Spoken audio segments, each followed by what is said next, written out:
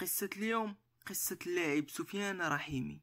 منين كتسمع اسم ديال رحيمي كيتبادر في الذهن ديالك الحاج اليواري اللي كتعتبر من رموز النادي الرجاوي.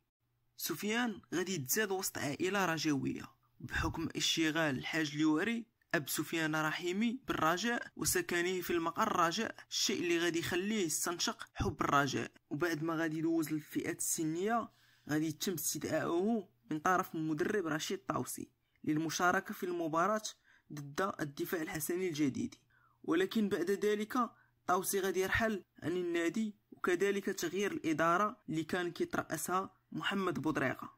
وبعد ما غادي يتم تغيير الإدارة غادي يتلقى خبر أنه غير مرغوب به في النادي، وهنا غادي ياخذ وراقه وغادي تكون الوجهة ليست بالبعيدة عن الوزيز، وغادي يوقع مع نادي النجم الشباب بقيادة المدرب نور الدين حراف الذي وضع الثقة في سفيان رحيمي وغير مركز سفيان رحيمي من جناح وأصبح يشغل مركز رأس حربة. وبعد تألق سفيان رحيمي مع نجم الشباب وبعد قضائه موسمين مع النجم غادي يستدعيه فتحي جمال من أجل إجراء اختبار، ونجح في إقناع الإدارة التقنية وتم إقحام سفيان رحيمي مع الفريق الأول تحت قيادة المدرب غاريدو، وهذا الأخير أعجب بسفيان وحقق حلم ديال الحاج اليواري وتم إقحامه في أول مباراة مع النادي، وكانت في كأس الكونفدرالية أمام أسيك ميموزا.